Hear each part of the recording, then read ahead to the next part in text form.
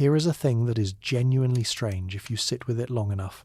There is a 2,000-year-old sandstone temple, a complete, original, load-bearing, ancient Egyptian religious structure, carved by hand, dedicated to a goddess, once standing on a rocky terrace above the west bank of the Nile, in what is now southern Egypt, that currently lives inside a glass-walled room on the Upper East Side of Manhattan. It is flanked by a reflecting pool. It is lit by diffused northern light through a stippled glass ceiling. It has its own climate control system. It is perhaps 45 minutes by subway from the nearest Whole Foods.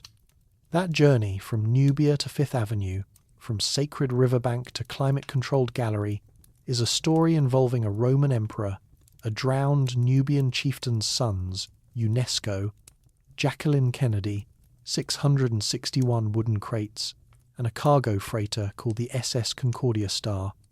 And somehow, improbably, impossibly, that journey is not even the most interesting thing about this temple. It is barely the second most interesting thing.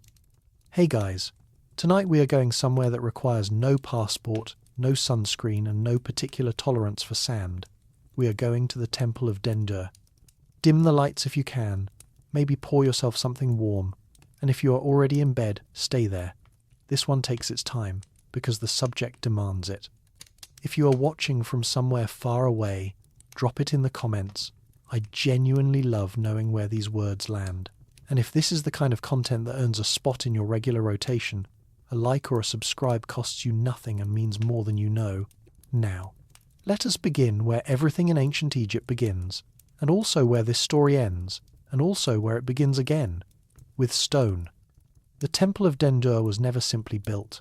It was composed the way a sentence is composed, with grammar, purpose, and the full expectation of being read by someone who had not yet been born. Every block of Nubian sandstone, every sunk relief, every carefully calibrated column capital, every hieroglyph in brilliant red and blue that has since been washed to bare mineral by 3 decades of annual flooding, all of it was a calculated act of communication. Between a conquering emperor and a conquered people, between the living and the dead, between mortal hands and immortal gods, between a civilization at the very end of its long coherence and the deep, almost cellular human need to build something that will still be standing when everyone who built it is gone. This is the story of that building. And it is a long story. But then, it is a very old building, and it has nowhere to be. Long before a single copper chisel was raised against it, before Augustus had so much as thought about commissioning a temple in Nubia, before the site at Thusis, later called Dendur, had been selected, the sandstone that would eventually become the walls and columns and sanctuary floor of this temple was already ancient. Ancient in a way that puts our entire human story to considerable shame. The Nubian sandstone formation, the geological matrix from which Egypt's great southern temples were carved for 3,000 years, was laid down in the Cretaceous period, somewhere between 90 and 165 million years ago, when what is now the Nile Valley was a shallow sea, and the organisms that would eventually become human beings were still operating on a very ambitious developmental timeline. The sand grains settled, layer upon layer, through millions of years of shallow marine deposition. They were compressed and lithified over geological ages into rock. And then, eventually, a civilization arose along the river that cut through this stone, and they found it workable, they found it beautiful, and they did not stop finding it beautiful for 3,000 years. Sandstone was not the first or only building material employed in ancient Egypt. In the north, in the Nile Delta and the Memphite region, limestone was king. The pyramids at Giza are limestone. The Sphinx is carved from a limestone outcrop. But in the south, in the region from Esna upward into Nubia, the bedrock changes. It becomes sandstone. And from the Middle Kingdom onward, every great temple built in Upper Egypt and Nubia, Karnak, Luxor, Edfu, Kom Ombo, Philae, Calabsha. Abu Simbel was built from the Nubian sandstone that the ancient builders called simply the rock of their world. James Harrell, a geologist who has spent decades analysing Egyptian temple stonework, has documented 44 known ancient sandstone quarries in Egypt and northern Sudan alone, and acknowledges that many more remain undiscovered or lie submerged beneath Lake Nasser. The quarry that almost certainly supplied the stone for Dendur would have been nearby, probably upstream on the same bank, because it was significantly easier to float heavy stone downriver than to haul it against the current. The blocks were cut, loaded onto flat barges, and carried on the current to the building site. The Nile was not merely the context for Egyptian civilization, it was the logistics network. What did it mean to quarry this stone? The soft sedimentary sandstones and the Nubian sandstone is relatively soft, workable in a way that granite and basalt are emphatically not, were extracted using copper and, in later periods, bronze picks and chisels. Workers would identify the natural bedding planes of the stone, the layered seams left by those ancient sedimentary deposits, and exploit them. They would cut channels along the edges of a desired block using chisels and wooden mallets, then insert dry wooden wedges into cracks and soak them with water. The swelling wood exerted extraordinary pressure against the stone with no dramatic effort. Fire setting, the technique of heating a rock face and then rapidly cooling it, causing the differential expansion to fracture the surface, was employed as well, particularly for larger extractions.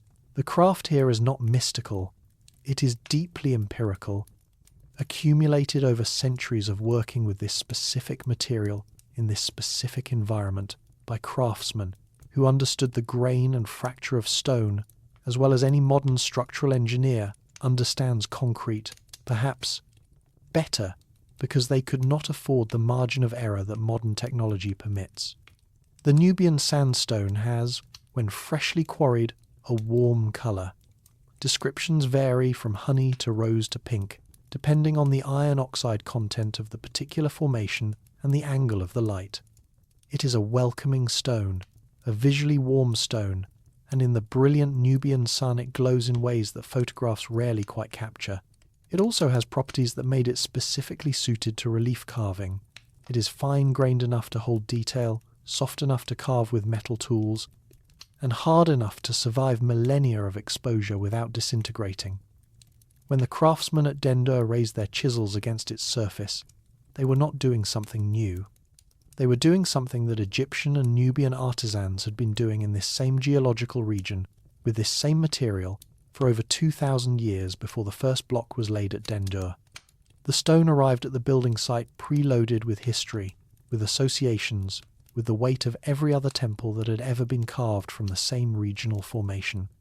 A few hundred kilometres upstream, the great facade of Abu Simbel, 4 colossal seated figures of Ramesses II, each over 60 feet high, was cut from this same material tradition. Not the identical stone, but the same lineage of stone, the same geological inheritance, the same pink sedimentary patience. The Temple of Dendur is modest. It is 30 feet long and barely the height of a 2-story house. It is not trying to awe you with scale, but it is built from material that remembers what awe looks like.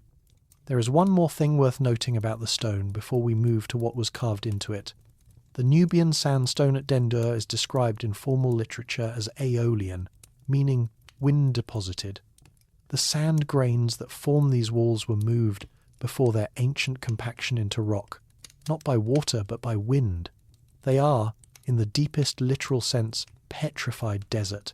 The same wind that still blows through Upper Egypt and Nubia today moved the raw material of these walls into position 100 million years before anyone thought to build a temple from it.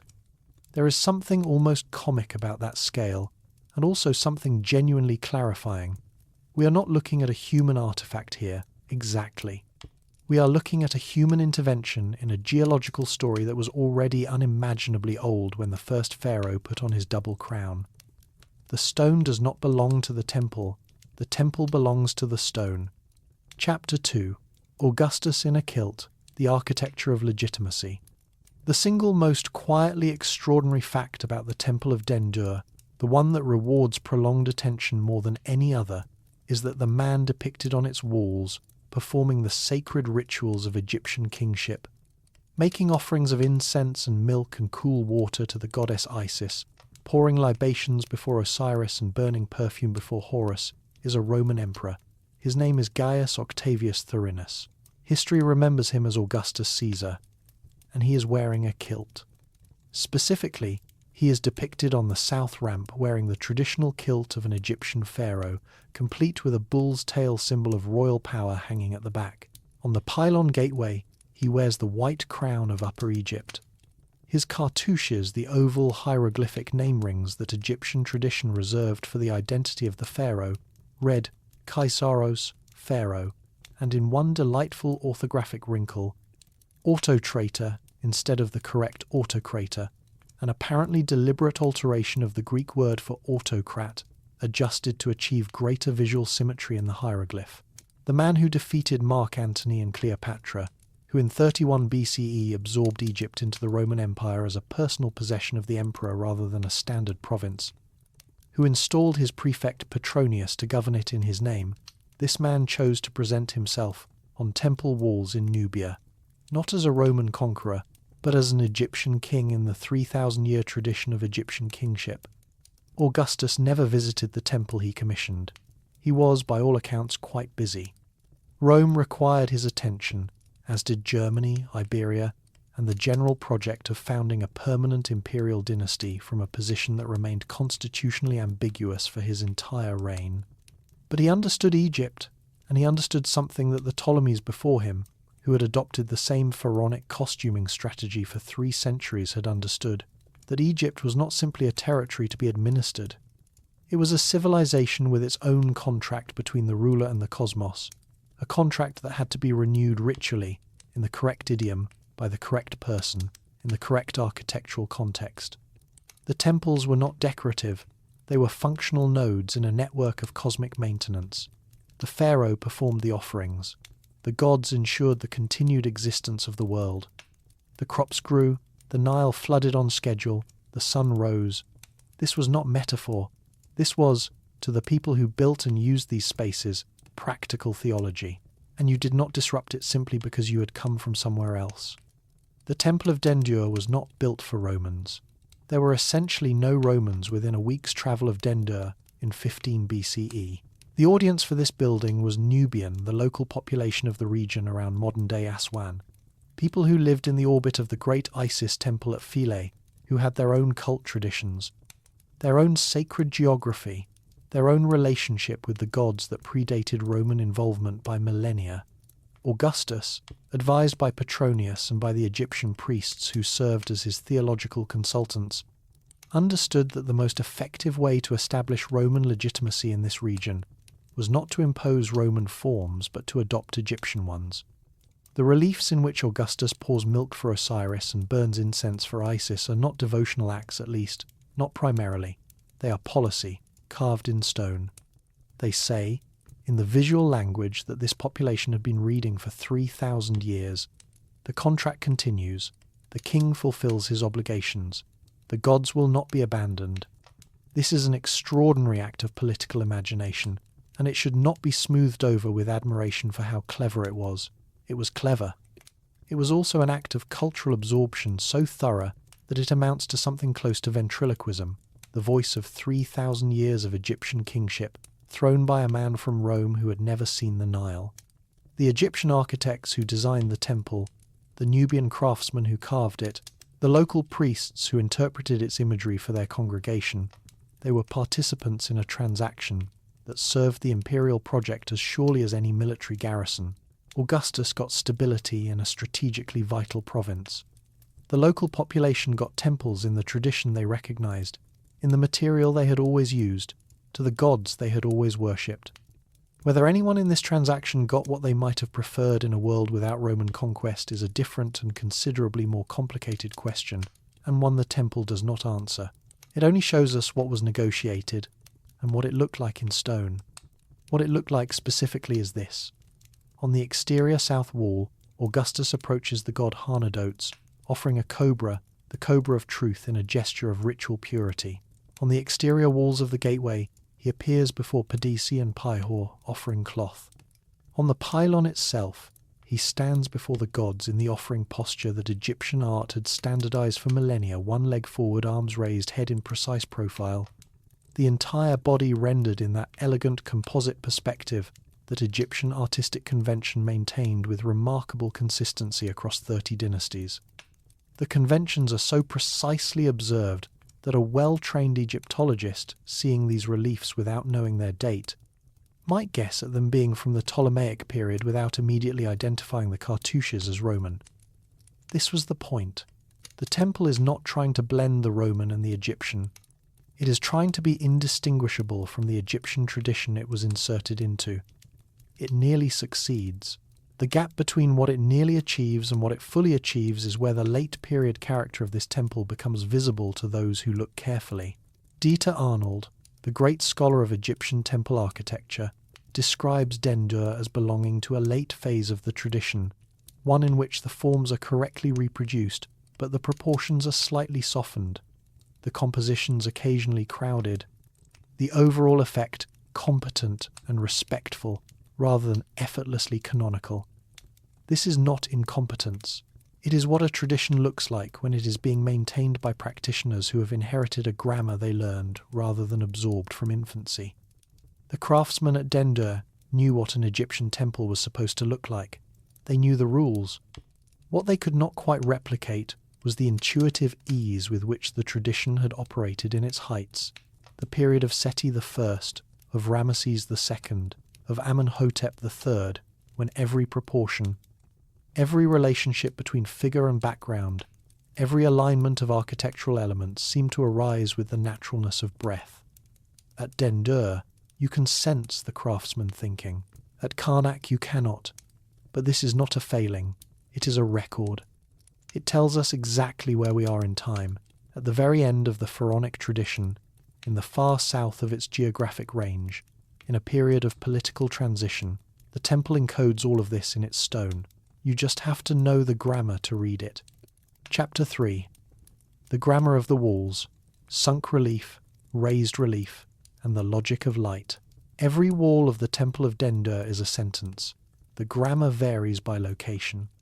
To understand why, you need to know something that most museum visitors walk past without registering. The two principal walls of this building are decorated in two entirely different techniques, and those techniques are not interchangeable. They are chosen with specific optical logic, calibrated to the light conditions in which they were designed to be seen. This is not aesthetic preference. This is engineering. The exterior walls of the temple, the outer faces of the pylon gateway, the outside of the pronaos, the outer surfaces of the side walls are carved in sunk relief. In sunk relief, the outlines of figures and hieroglyphs are cut directly into the surface of the stone, and the interior of each form is also recessed below the background plane. The figures live below the surface, defined by their carved edges.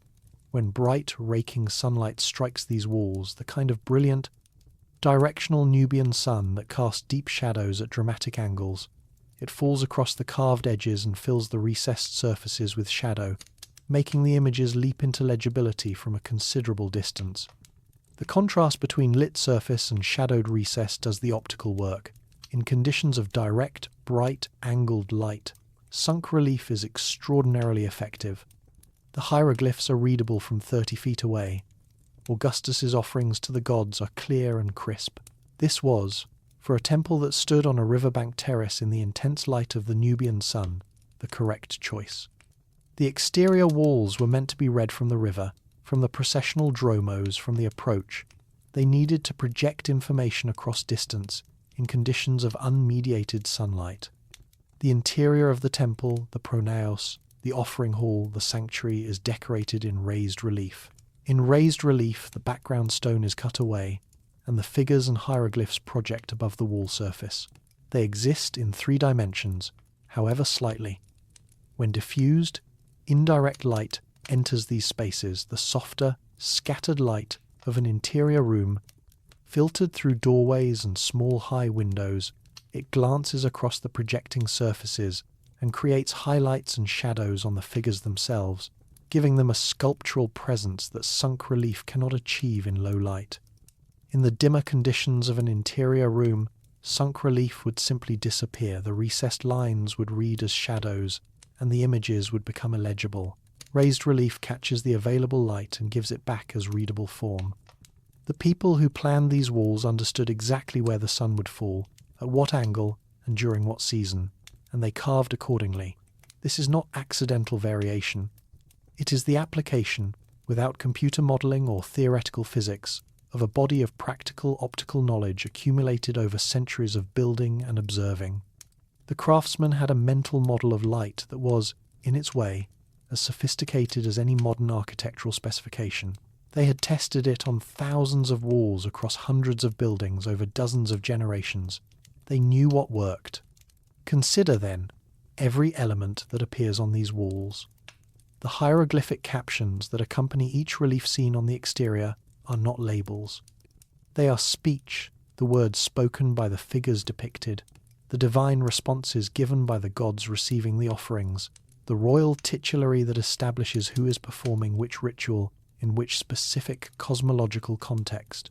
Egyptian hieroglyphic writing was one of the most visually complex writing systems ever devised, combining phonetic signs, logograms, and what linguists call determinatives, mute signs appended to words to classify their meaning in a system so richly layered that a single hieroglyphic sentence carries more simultaneous information than its linear phonetic. Transcription suggests. The person who could read the exterior walls of Dendur was not merely reading captions. They were reading a ritual script, a record of cosmic transactions, a claim about the nature of kingship and the relationship between the earthly and the divine, all encoded in a visual system that had been standardized for over 2,000 years. At the base of the outer walls, a band of relief carving depicts papyrus and lotus plants emerging from what appear to be stylized waterlines. This is the god Hapi, the divinity of the Nile inundation, the bringer of fertile silt, the personification of the annual flood on which all Egyptian and Nubian life depended. Hapi appears in this position on virtually every major Egyptian temple of the relevant period, at the base, emerging from the water, supporting the entire temple above. The temple is not merely built on the earth, it is built, symbolically, on the flood that renews the earth.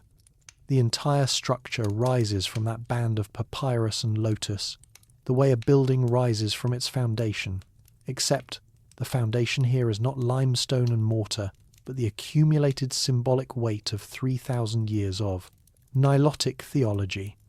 Above the main entrance to the pronaos, and above every doorway in the complex, the winged sun disk of Horus spreads its wings across the lintel.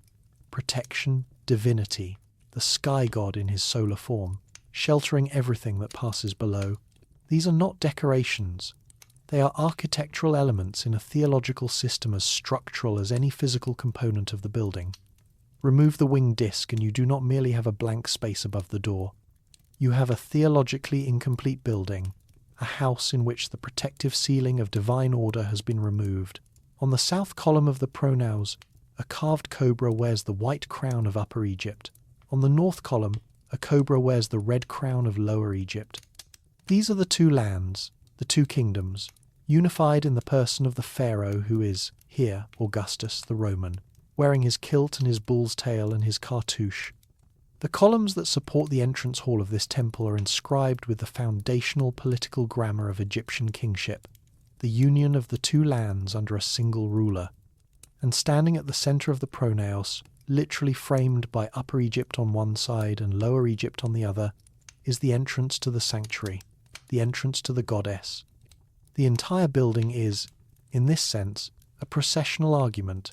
It moves from the great outside world, where the sun blazes and the hieroglyphs project their legibility across the river, through the paired crowns of the two lands, inward toward the darkness where Isis resides. The grammar of the walls is the grammar of a journey. Chapter 4. Pedesi, Pihor, and the Sacred Architecture of Grief. There are two figures in the Temple of Dendur who tend to be overlooked by the imperial narrative of the building overlooked, in the way that people who are grieved and then divinized tend to be overlooked in the larger historical story of the powers that surround them.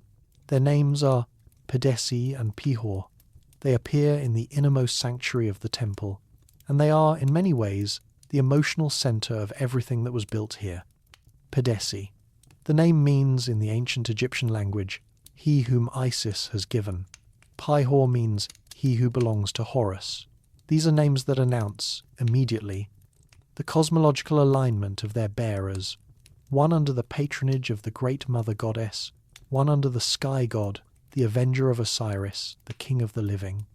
They were, in all probability, the sons of a local Nubian chieftain, a man of sufficient standing in his community to be known to the Egyptian religious authorities at Philae, which exercised religious jurisdiction over the entire Dendur region.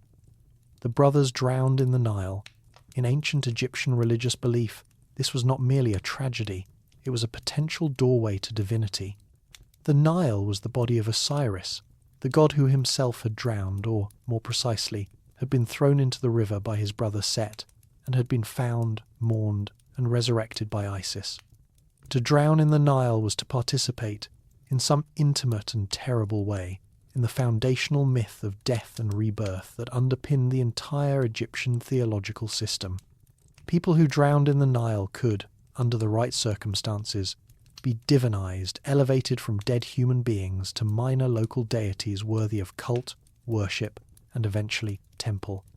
The small rock-cut chamber carved into the cliff face behind the temple, a chamber that could not be reconstructed when the temple was dismantled and moved to the Met, and which now lies drowned beneath Lake Nasser, was very likely their tomb. Or, more precisely, it was a representation of their tomb, a symbolic location in the sacred geography of the site. The temple, then, was built not only as a home for Isis and a legitimizing space for Augustus, it was built as a monument to local grief transformed into cosmological significance. The drowned sons of a Nubian chieftain, raised to divinity by the circumstances of their death and the decision of the religious authorities to recognize their cult, became the secondary dedicatees of a Roman imperial temple on the banks of the Nile. In the sanctuary, the innermost room, the holiest space in the building, accessible only to the priests who performed the daily ritual of the cult, Pedesi and Pihor appear on the rear wall. They are shown as young gods, seated in the posture of divine authority, making offerings, Pedesi to Osiris, Pihor to Isis, their brother gods, their celestial counterparts. They have been absorbed into the divine family in whose name their cult was established. The iconography here is exquisite in its theological precision. Pedesi offers to Osiris the drowned god, the god of death and resurrection, the god whose fate mirrors the brother's own fate in the river. Pihor offers to Isis the Great Mother, the divine mourner, the goddess who gathered the pieces of her murdered husband and breathed life back into him. The two brothers, by their drowning, entered the myth. The temple commemorates their entry and perpetuates it, scene by scene, in perpetuity. The rear wall of the sanctuary also contains, within its structure, a hidden chamber. It is accessed from outside the temple by pivoting a single stone block on the outer southern wall, a block that appears from the outside to be a simply placed section of wall surface, indistinguishable from its neighbours. The chamber behind it is small, roughly 9.5 feet long, 6 feet wide, and barely over 2 feet in height. The purpose of this chamber is not definitively known. It may have served as a storage space for cult equipment. It may have been a repository for sacred objects associated with the brothers' cult. Whatever it held, the decision to conceal it behind a pivoting stone block invisible from the outside, accessible only to those who knew it was there, is itself an architectural statement. Sacred spaces contain secrets. Not everything that the temple holds is legible to every visitor. The grammar of the outer walls is public, declarative, meant to be read. The secret of the inner chamber is private, accessible only by initiation, held behind the stone in permanent custody. Above the hidden chamber, 2 small openings in the sanctuary wall admitted light. These openings would have cast narrow beams of brightness into the room at specific times of year, a phenomenon common to Egyptian sacred architecture, where the orientation of the building was calibrated so that sunlight would enter the sanctuary and illuminate the cult statue on certain cosmologically significant dates. The sun was not merely a source of illumination in Egyptian sacred architecture, it was an actor, admitted to the innermost room at specified times to play its role in the ongoing performance of divine maintenance.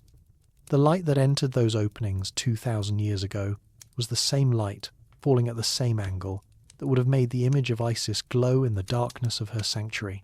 The stone held the geometry of that moment and waited, every year, for its return. There is something remarkable about a temple that holds all of this simultaneously. On one face, It is an imperial monument, a vehicle for Roman legitimacy in a conquered region, its walls carefully inscribed with the legal and theological claims of Augustus. On its other face, it is a grief monument, a small, intimate structure built around the drowning deaths of two local brothers whose names meant son of Isis and son of Horus, whose cult the local community had maintained, whose divinity had been recognized by the religious authority at Philae, and whose memory was stitched into the innermost walls of the sanctuary where only priests would ever see it. The imperial project and the local grief are not in conflict in this building. They are, quite precisely, the same wall. The temple held both, without contradiction, because the Egyptian theological system was capacious enough and sophisticated enough to make space for both. The great goddess Isis was worshipped here. The local boys who drowned in her river were worshipped here. The Roman emperor who wanted the region pacified was depicted here. All three purposes are served by the same stones, the same light, the same hidden room behind the pivoting block that no one was supposed to know about. Chapter 5. Colour that vanished. The temple we cannot see. You are looking at a skeleton. You should know this before you go any further. The Temple of Dendur that exists in the world, the warm honey beige structure that stands in Gallery 131 at the Metropolitan Museum of Art, lit by the diffused northern light of its glass-ceilinged wing. Reflected in its shallow pool is not the temple as it was designed to be seen. It is the temple stripped of its skin. The austere, monochrome, archaeological-looking structure that visitors photograph and admire is a historical accident, not a design intention. The temple was painted, not subtly, vividly, completely, in colours that were calibrated as carefully as the relief technique of its walls, in a palette drawn from minerals, ground fine and suspended in gum arabic, and applied over a thin layer of white gesso that was first brushed over the carved stone surface to give the pigments a smooth ground. The exterior hieroglyphs blazed in red and blue. The figures of the gods on the interior walls were painted in the established Egyptian chromatic code: Osiris green, his skin the colour of vegetation and resurrection, Isis in her close-fitting sheath dress in white or red, Horus in the warm colours of the falcon. The winged sun disk above each doorway burned in gold and crimson, its wings striped in alternating colours of remarkable precision and delicacy. The lotus and papyrus band at the base of the outer walls. Happy, the flood god was painted in the colours of the actual plants: green stems, white and blue lotus blooms, the feathery tops of papyrus in their characteristic green gold. The composite capitals of the pronaos columns, those elaborate lotus papyrus hybrid forms that represent the world as garden, were painted to look like the living plants they stylized. The entire surface of every wall was not stone, it was canvas. The disappearance of this colour is a story of slow erosion followed by abrupt catastrophe. In an arid desert environment, the environment in which this temple stood for the first 19 centuries of its existence, paint on stone, can survive for extraordinary lengths of time. The great temples of the New Kingdom still bear vivid pigment in their protected interior chambers. The tomb paintings of the Valley of the Kings are breathtaking in their preservation. But the Temple of Dendur was not afforded the protective aridity it needed. In 1902, the British colonial administration of Egypt constructed the first Aswan Dam and raised it in 1912 and again in 1933. Each raising of the dam increased the height of the reservoir, and with each increase, the temples and monuments of Nubia flooded for longer periods each year. By 1933, after the final raising of what became known as the Aswan Low Dam, the Temple of Dendur was underwater for 9 months of every 12. It stood on its sandstone terrace above the Nile for 3 months each year, roughly from October to January, and was submerged for the remaining 9, the water reaching as high as the cavetto cornice at the top of its walls, closing over the pronaos columns, filling the anteroom and the sanctuary to their ceilings. This continued for 30 years. The water moved across the painted surfaces in its seasonal rhythm, arriving and receding, and each time it receded, it carried a little more pigment with it. By the time the water level dropped far enough to allow survey access in the early 1960s, The last traces of paint were gone. Not faded, not damaged, gone. Washed into the Nile, dispersed downstream, diluted into the ancient river until there was nothing left. What had once been a blazing, polychrome visual environment, a place of vivid, intentional colour that told its stories in the language of pigment, as surely as the sunk reliefs told them in the language of light and shadow, was now a monochrome expanse of bare sandstone. The skeleton remained, the face was gone. In 2015, the Metropolitan Museum's Media Lab undertook a project to address this, at least partially. A team led by Chesterdale Fellow Erin Peters, working with creative technology interns Matt Felsen and Maria Paula Saba, spent months researching the original colour scheme of the temple drawing on Aylward M.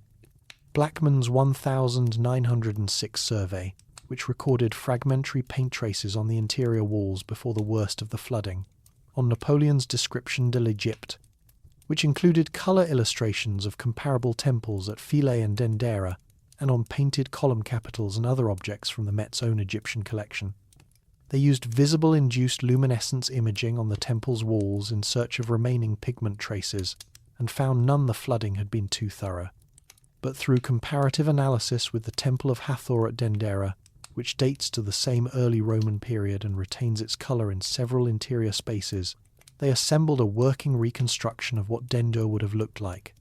Using projection mapping technology, high-resolution digital projectors aligned to the carved stone surfaces, using specialized software, they projected calibrated colour onto one section of the south wall, filling the carved reliefs with their approximate original hues.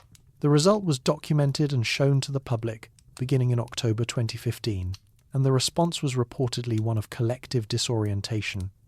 Visitors who had known the temple for years, who had internalized its austere sandstone character as the thing itself, found the coloured version simultaneously more and less familiar. More familiar because the carved scenes, now readable in colour the way any illustration is readable in colour, suddenly conveyed more information, more narrative energy, more vitality. Less familiar because the coloured temple looked, suddenly, like something made, like a thing that human hands had worked on with intention and purpose, and a specific visual plan, rather than like the geological, archaeological, ancient object that the bare stone implies. The colour makes the temple young again. It puts it back in time. It asks you to remember that the people who built this were not building something for the ages.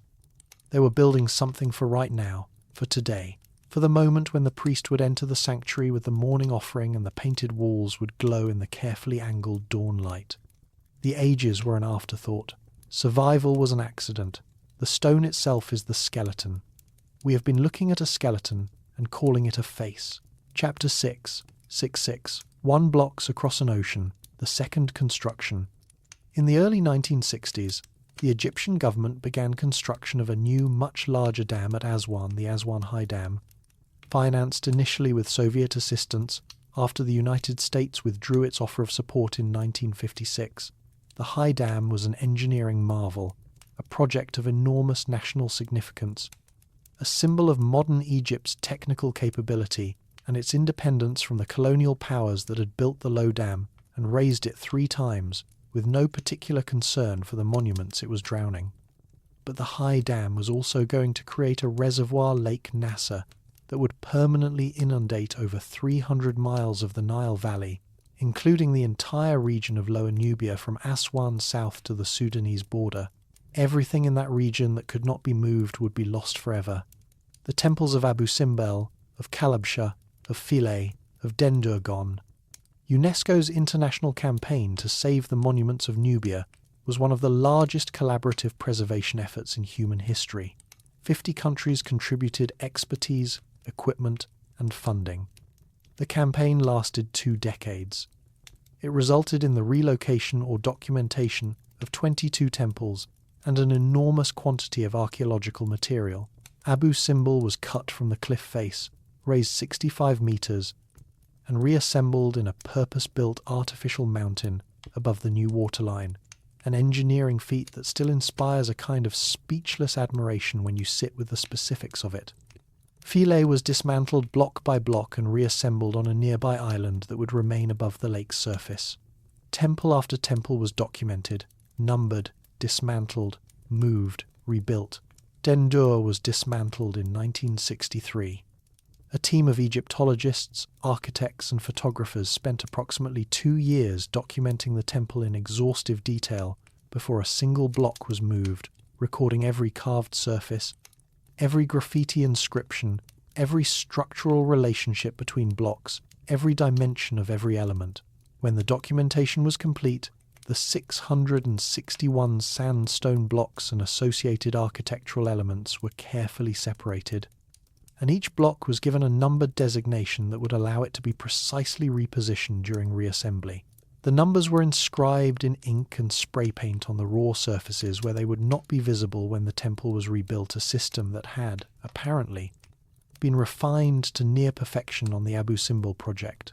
The blocks were packed in wooden crates, 1 block per crate in most cases, with custom-made padding and shock-absorbing systems designed by the international engineering consortium that had handled the Abu Simbel relocation.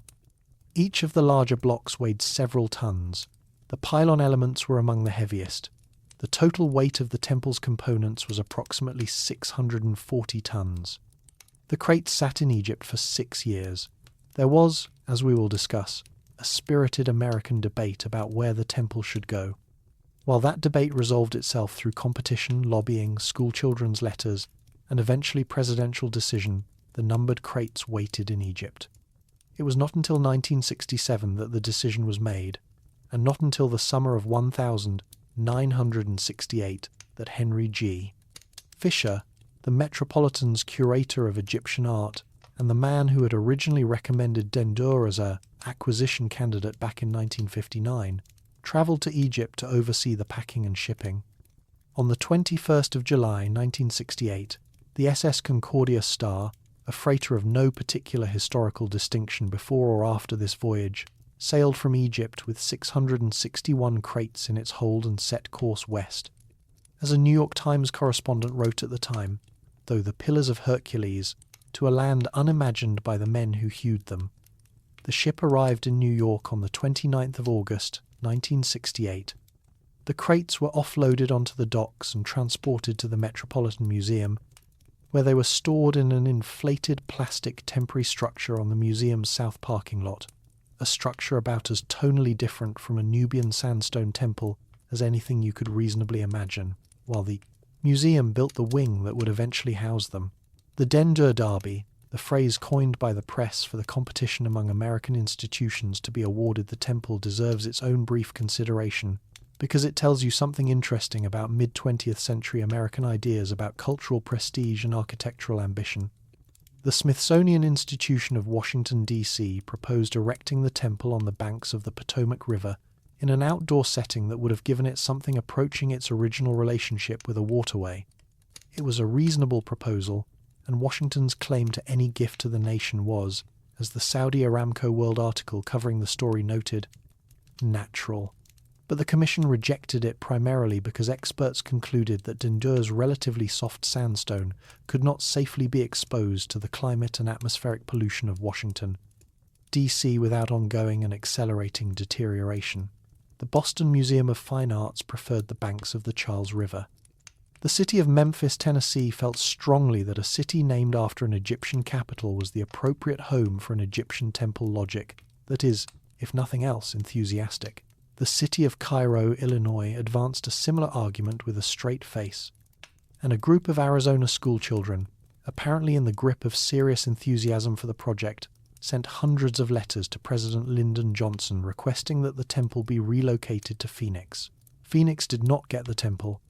The Metropolitan Museum of Art got it, for a combination of reasons: the quality of the existing Egyptian collection, the presence of the research library and scholarly infrastructure, the projected visitor numbers, and above all, the proposal advanced by the newly installed director, Thomas Hoving, for a purpose-built wing that would protect the temple's sandstone from the weather while presenting it in an architecturally sympathetic environment designed specifically for the structure.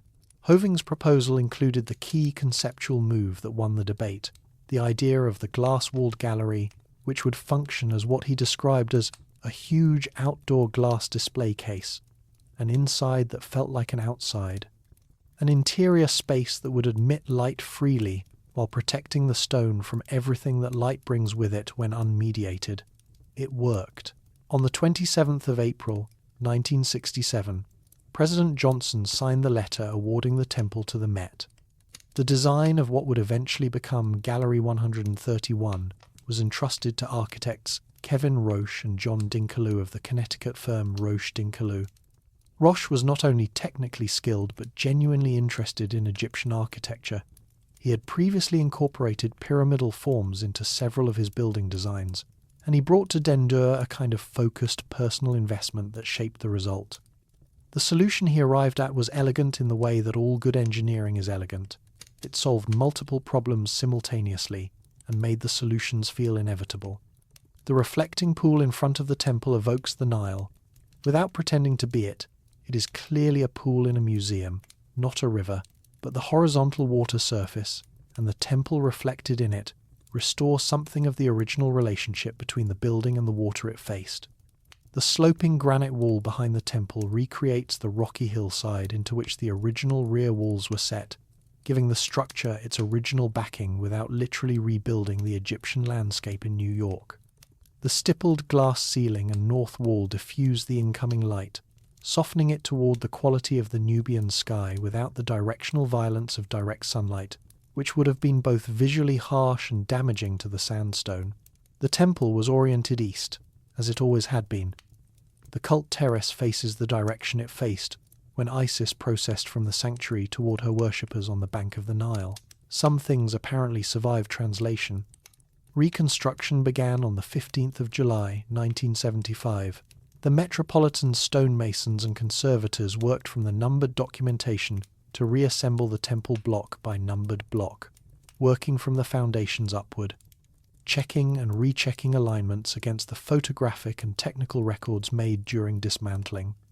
They were, in effect, performing the original construction a second time, placing the same stones in the same sequence, fitting them against each other along the same joints and bedding planes, raising the same walls and columns and lintels. The work took nearly 3 years. On the 27th of September, 1978, a Tuesday, the Temple of Dendur opened to the public in the Metropolitan Museum of Art, 15 years after it was taken down from its site on the Nile. Nearly 2,000 years after it was first completed in 10 BCE, and in a country that did not exist when the men who hewed its blocks were alive. The temple had been built twice, the first time by Nubian craftsmen, on the bank of the Nile, in the service of a Roman emperor's political ambitions and a local community's grief. The second time by American stonemasons, in a Manhattan museum, in the service of a different kind of preservation instinct, the impulse to save what is irreplaceable, to make space for what the rising water would have taken, to offer a temple that had already survived everything a second chance at the quiet work of being looked at. One does not outrank the other. They are both simply what happened. Chapter 7. What the graffiti knows. Stone accumulates history the way skin accumulates scars. Some of what it carries was put there deliberately. Some of it arrived uninvited, carved in moments of impulse or boredom or the very human need to leave a mark on something that will outlast you. The Temple of Dendur carries both kinds, and both are, in their way, legible. The earliest graffiti on the temple is as old as the temple itself.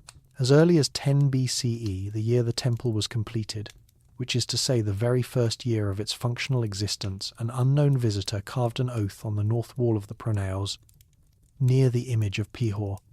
We do not know who carved it, what it said in full, or what circumstance prompted a person to stand in a newly consecrated temple and add their own text to the walls. What we know is that the impulse was immediate and apparently irresistible. The ink was not yet dry. In the most literal sense, the paint had been on those walls for perhaps months, and already someone was inscribing themselves into the surface of the building. The temple was already, from its very first year, accumulating biography it had not been designed to carry. The pylon gateway carries further graffiti from the temple's early centuries, demotic inscriptions, Greek annotations, the marks of visitors who approached the gateway and felt compelled to make their presence known on its surface. This is a pattern that runs throughout the history of ancient monuments, from the Mediterranean to the Near East, the impulse to write on a wall is not a modern failing. It is an ancient and persistent feature of human beings encountering surfaces that seem permanent. When a wall appears to be made of something that will outlast you, and sandstone, whatever its limitations, does tend to outlast most of us, the urge to inscribe yourself into that permanence is nearly universal. It says, I was here, I existed. The stone was here before me, and it will be here after me, and in the meantime I would like it to know my name. The most conspicuous of Dendur's uninvited inscriptions was made by a British Royal Navy officer named Amar Lowry Corrie, who carved A.L. Corrie RN 1817 in large, confident letters on the left side of the interior wall as one enters the temple. This is not a subtle inscription. It is not tucked into a corner or written small. It is carved in the manner of a man who expected it to be found, read, and associated with his name for a long time, which is, one notes, exactly what has happened. Corrie later became a rear admiral. He presumably had many achievements that outweighed his afternoon in a Nubian temple with a chisel, and yet here we are, still reading his name 2 centuries later, because he put it on something that was already old when he arrived and will remain standing long after whatever else he accomplished is forgotten. The sandstone worked as he intended. It has preserved him admirably. One suspects he would be pleased. The Italian Egyptologist Girolamo Segato left his inscription on the walls as well. Sometime in the early 19th century, Segato was a significant figure in Egyptian antiquarian exploration, a man of genuine scholarly ambition who ultimately went to extraordinary and disturbing lengths to experiment with the preservation of organic matter. That he also stopped to carve his name on a wall in Nubia is somehow very humanizing. Even people who think professionally about the longevity of things cannot entirely resist the desire to inscribe themselves into something longer lived than they are. The 6th century Coptic Christians who converted the temple into a church represent a different and more complex kind of inscription. By the time they arrived, the goddess Isis had been officially suppressed by imperial edict. The Roman Emperor Theodosius had closed pagan temples throughout the empire in 391 CE, and although the Isis cult at Philae managed to persist illegally for another century, by the mid-500s it too had been extinguished.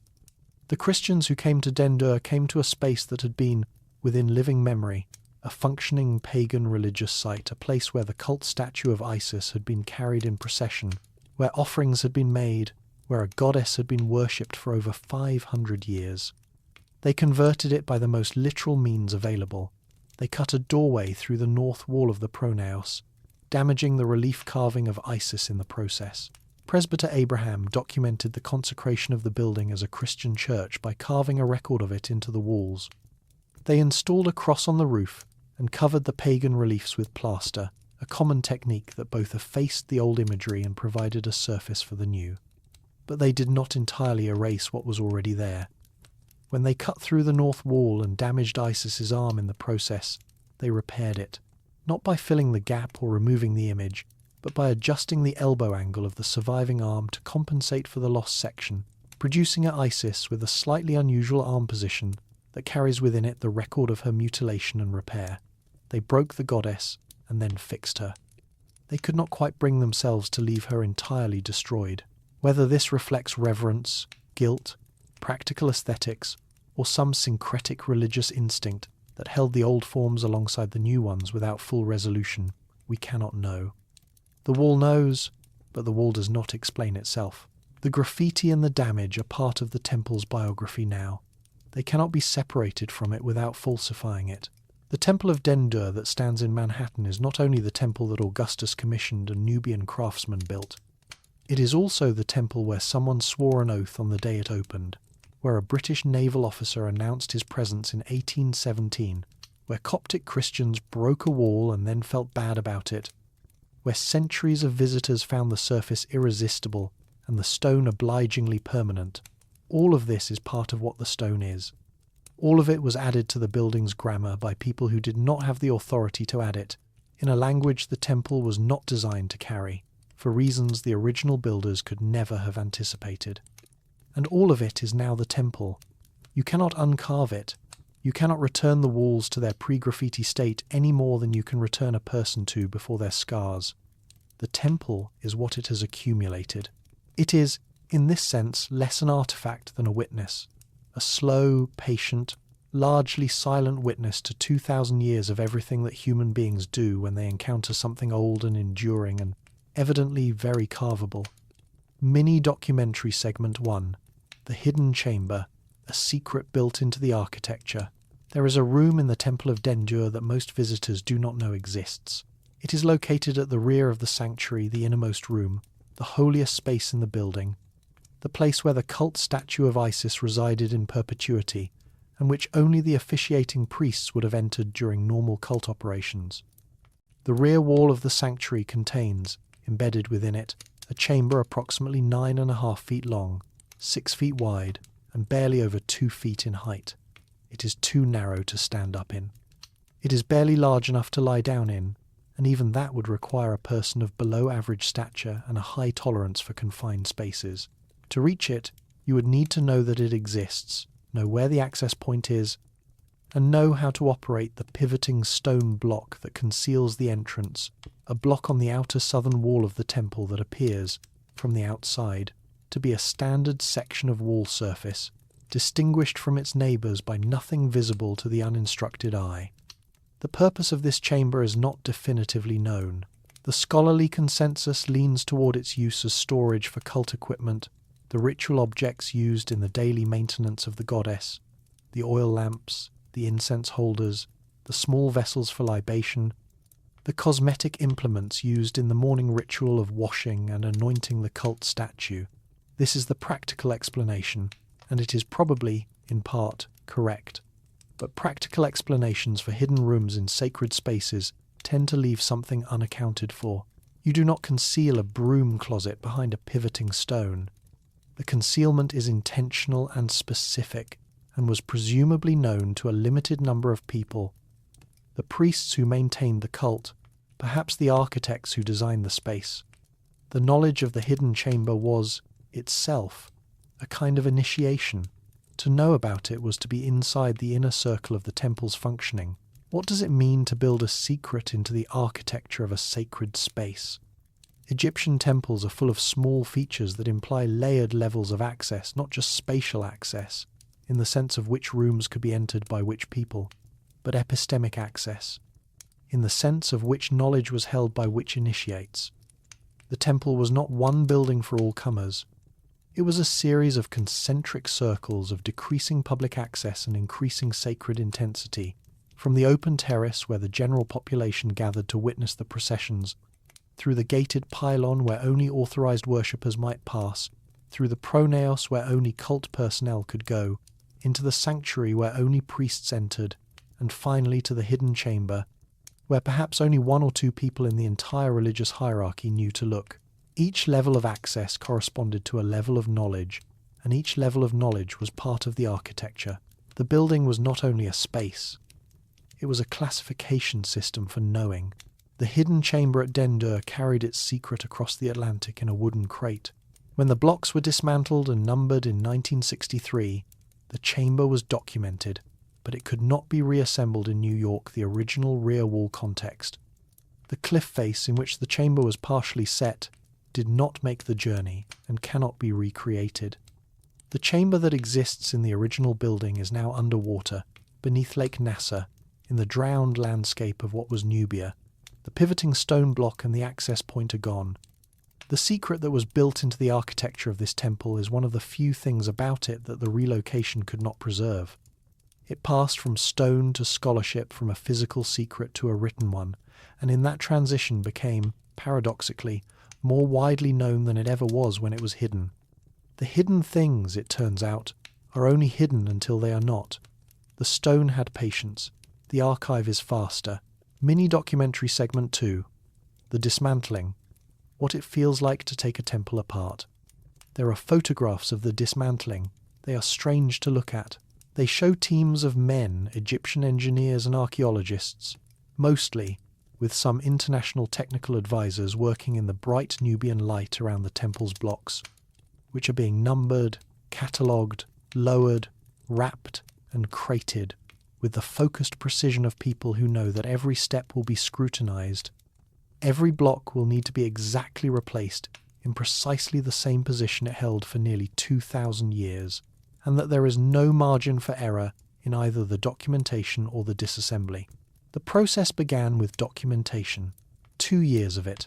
Every wall was photographed, every relief scene was traced, every hieroglyphic inscription was recorded. Every graffiti mark, every crack, every block joint, every dimension was measured and noted. Archaeologists worked section by section across the entire temple surface, building a record so complete that it would serve as both the technical manual for reassembly and the definitive scholarly publication of the temple's physical state at the moment of its dismantling.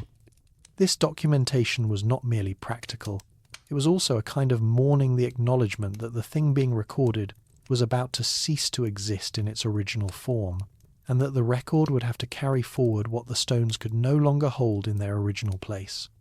When the documentation was complete and the dismantling began, the blocks were removed in the reverse sequence of their original construction: roof stones first, then lintels, then walls, then floors, then foundation blocks, each given its number, each lowered by machinery that had to be rigged carefully on the stone terrace above the Nile, because the terrace itself was one of the elements being preserved. The blocks were heavy. The largest weighed over 6 tons. Some required multiple people working simultaneously, with ropes and counterweights and the careful, slow machinery of construction cranes.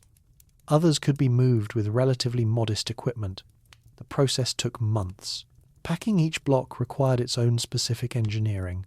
The shapes were irregular, the carved surfaces were fragile, and the sandstone, while durable over geological time, is not particularly resistant to the point impacts and surface abrasions that careless packing and transport could inflict. The International Engineering Consortium that had worked on Abu Simbel developed custom packing systems. Wooden crates, built to the exact dimensions of each block, with foam and fabric padding shaped to the contours of the carved surfaces, shock-absorbing materials underneath, and structural bracing to prevent movement during the voyage. 1 crate per block. 661 crates.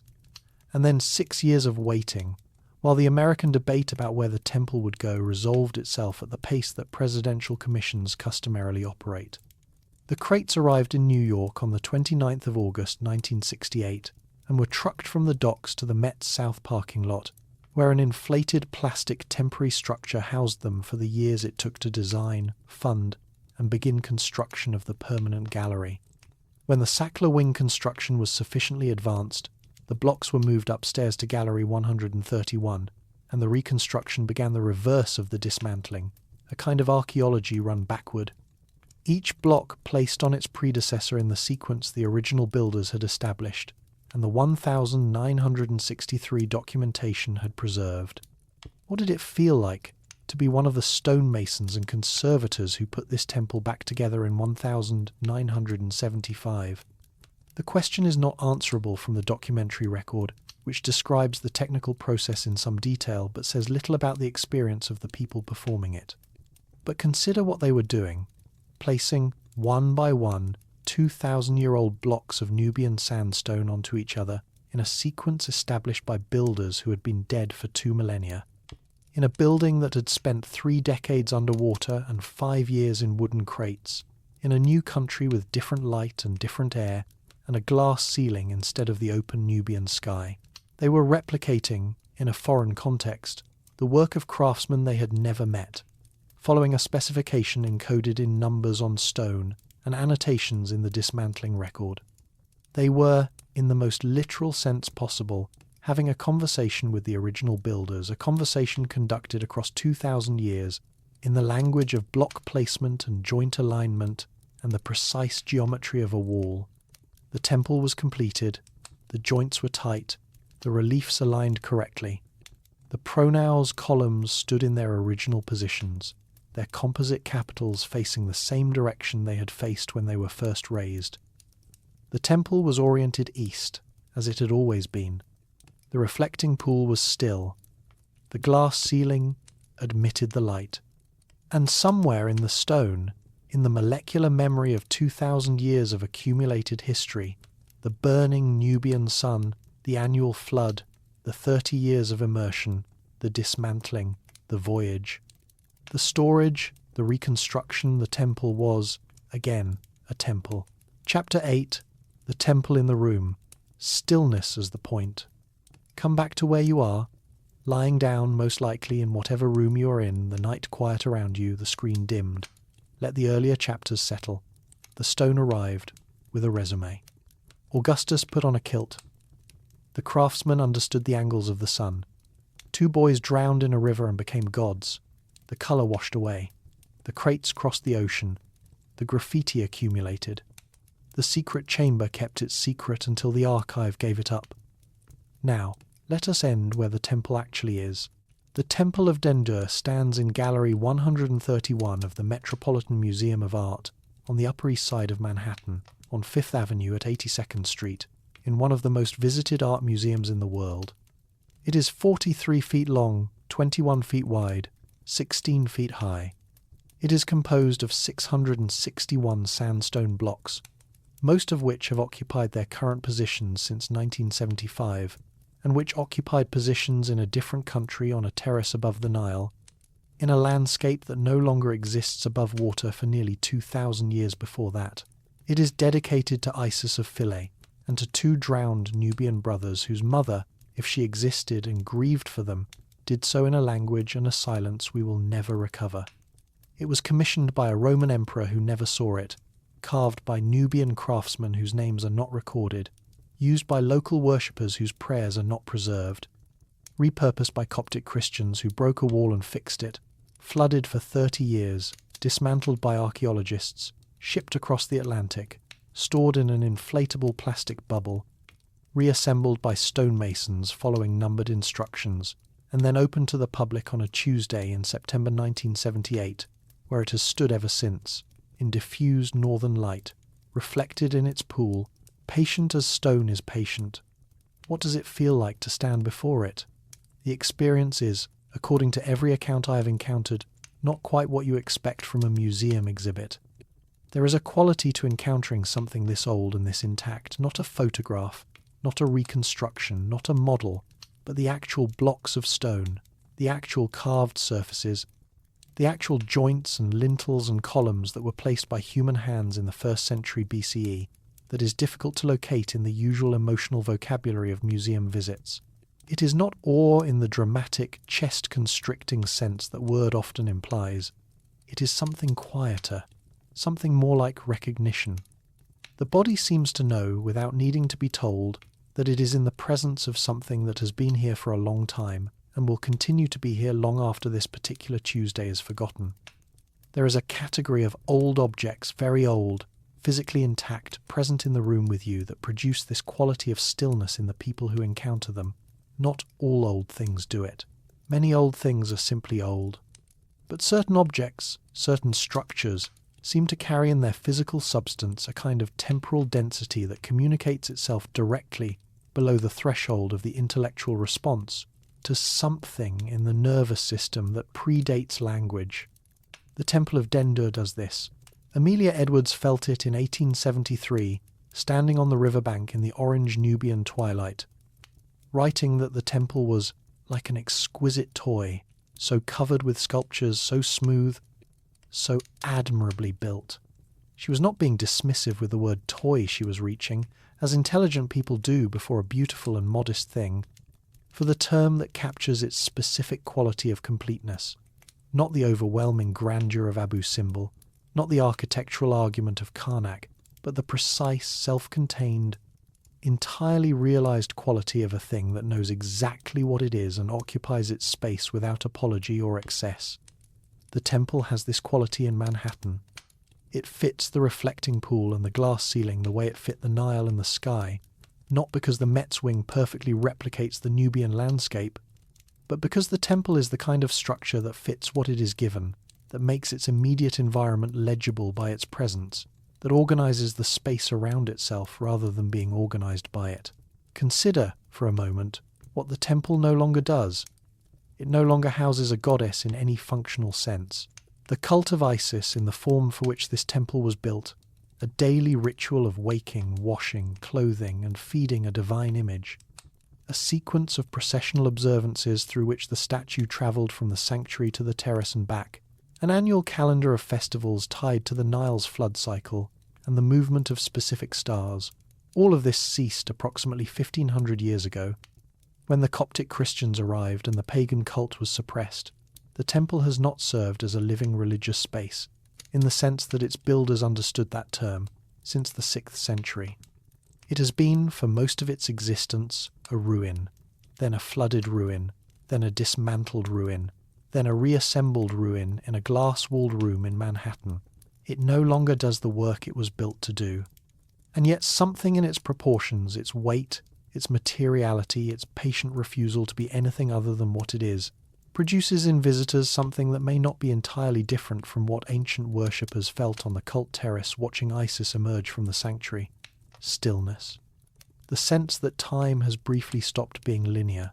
The quiet particular to stone, not the silence of an empty room, but the silence of something that has been standing long enough to have absorbed all the sound around it into its own density and holds it now, undisturbed in the molecular weight of the sandstone. People stand before this temple in Manhattan and go quiet. They stay longer than they planned to. They come back. They bring their children, who grow up and bring their children. The temple that was built as a functional ritual space, a literal house for a goddess, a tool for managing the political and cosmological expectations of a conquered people, this temple has become, in its old age, an object of contemplation. It functions, now, as a kind of silence anchor, in the busiest art museum in the world, in a city defined by its refusal to be quiet. The Temple of Dendur is the place people go to be still. This is not what it was built for, but it is what it has become, and perhaps it is not entirely separate from what it was built for. The ancient Egyptians did not sharply distinguish between the contemplation of a divine image and the emotional stillness that contemplation produces. The temple was designed to create a specific internal state in the people who experienced it, a state of orientation toward the divine, of recognition that the ordinary world is held within a larger order, of gratitude for the continued functioning of the cosmos. Whether you accomplish this by watching a priest carry the cult statue of Isis out into the morning light, or by standing in a glass-walled room in Manhattan before 43 feet of Nubian sandstone, carved by hands that have been dust for 2,000 years. The internal state may be more similar than the external, circumstances suggest. The temple was built to last. It was built by people who understood that the stone would survive them, that the carvings would outlast the carvers, that the message encoded in sunk relief and raised relief, and hidden chamber and composite capital would eventually be read by people who had never heard of Pedesi and Pihor, who could not read hieroglyphs, who had never seen the Nile, who existed in a world the original builders could not have conceived. This was not simply hope, it was the entire premise of the enterprise. Egyptian temples were communications addressed to the future by people who trusted the stone to carry their message forward through everything. Floods, conquests, conversions, dismantlings, ocean voyages, and the ordinary passage of unmeasured time. They were right to trust it. The stone carried the message. We received it. We are standing in Gallery 131 at closing time, when the crowds have finally gone and the only sound is the faint reflection of diffused light off the pool surface, and we are receiving a communication that was encoded by human hands in the 1st century before the Common Era, in a landscape that no longer exists above water, addressed to no one in particular, and to everyone who would eventually find themselves standing in front of it. Closing. What is it that human beings make, and why, and for whom? The Temple of Dendur holds several simultaneous answers. We make things for the gods or for the idea of the divine that a particular culture can articulate at a particular moment, in a particular language of stone and pigment and ritual gesture.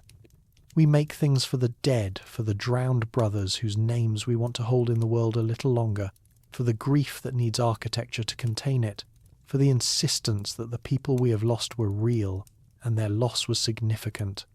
We make things for the living, for the communities that need to believe their ruler honours the old contracts between kings and cosmos, that the world is still ordered, that the flood will come and the crops will grow and the sun will continue its processional through the sky. We make things for power for the Roman emperor who needed the Nubian population to accept his legitimacy, who dressed himself in the grammar of their tradition and spoke it back to them in sandstone and sunk relief. And we make things, I think, for the strange mercy of the future for the people we will never meet, who will find what we have left and hold it up to whatever light they have available and try, with whatever knowledge they have accumulated, to read what we were saying. The craftsmen at Dendur did not know their temple would drown. They did not know it would be disassembled in wooden crates and shipped to Manhattan. They did not know about glass-walled museum wings or reflecting pools or climate control systems or the Dendur Derby. They knew their stone and their chisels and the angle of the sun and the grammar of their tradition and the names of the brothers who had drowned in the river they could see from the terrace where they worked. They made something out of these things. They made it as well as they knew how. They put the sunk relief on the walls that faced the direct sun, and the raised relief on the walls that faced diffused indoor light, and the secret chamber behind the pivoting block, and the hieroglyphs in the canonical forms that had been standardized for 2,000 years before they were born. They painted everything in the colors of the world green and gold, and red and blue.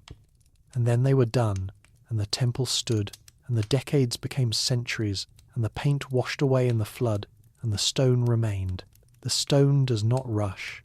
The stone does not forget. The stone does not need to be anywhere else. There is something particular to very old things that have survived intact, a quality of accumulated patience, of having endured the full range of what time can do to a material object, and come through still standing, still legible, still carrying its original message even in an alien context with an alien climate under a glass ceiling that the builders never imagined. The Temple of Dendur carries 2,000 years in its stone, not metaphorically, not romantically, but literally, in the specific patina of its surface, the precise wear of its carved edges, the stains and graffiti and Coptic repairs and flood marks that constitute its biography. It has been many things to many people. It has been a house for a goddess, a monument to grief, a tool of empire, a tourist destination, a ruin, a flooded ruin, a salvage project, a diplomatic gift, a museum exhibit. It has been called an exquisite toy. It has been carved with sailors' names. It has been broken and repaired. It has been packed in a box and shipped across the ocean. Through all of it, the stone endured, the carving held. The grammar of the walls remained legible to those who knew how to read it.